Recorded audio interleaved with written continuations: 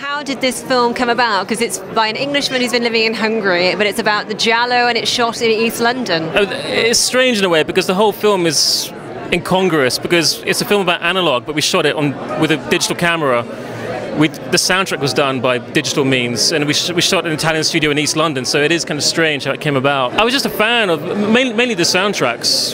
So Morricone, Nicolai, Frizzi, Gisi, Simonetti, and it just kind of came quite naturally from that. There was never any kind of master plan.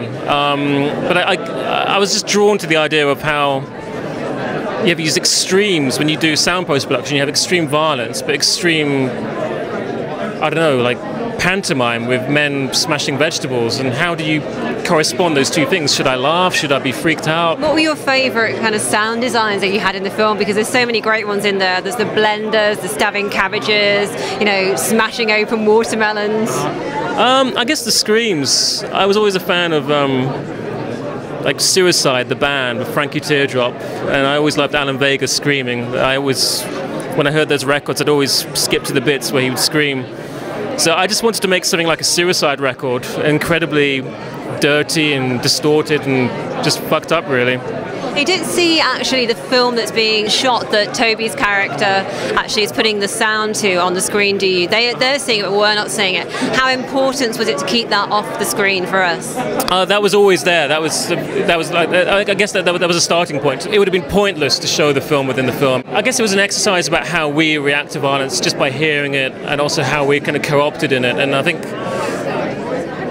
it's a slight satire of a director who claims to be criticizing violence by showing it, and if we showed it, we'd be the same buffoon that Santini is. Did you have an affinity with Toby's character too? Because I know you're a fan of kind of vintage sound equipment, and also you have dabbled with sound design and art, haven't you? Well, more an admiration, because I'm not very good technically speaking, so I admire Gilderoy's technical prowess, because I think those machines are more powerful if you don't understand what they do, but just more otherworldly and strange. I think if you know what an oscillator does, it's not so interesting to look at it.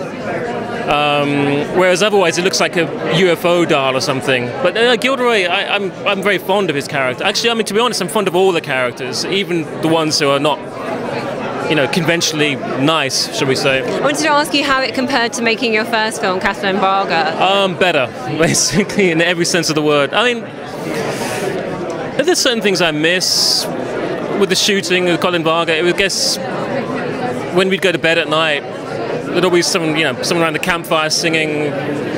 In London, they put you up in these very nice apartments, but there are no campfires, no. So, but you know, it's nice not to have any mosquitoes at night and that kind of stuff. You'd always get in Transylvania, but it's more fiddly in the studio because you're moving walls, moving lights. In Transylvania, you just point the camera and you're going to get something good wherever you point the camera. It's such an amazing place. And what was it like working with Toby Jones? Because he's such a chameleon of an actor, isn't he?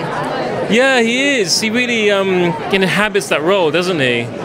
In a way, I mean, I'm not a big actors director. I mean, for me, so much is in casting, taking the time to cast it. Once you've found someone and you trust them, you can leave them to it, and I only intervene if I feel they're going in the wrong direction, which he hardly ever did, hardly. So it's all credit to him, really. He just kind of came up with a role, and I could just, you know, eat nachos and put my feet up, really.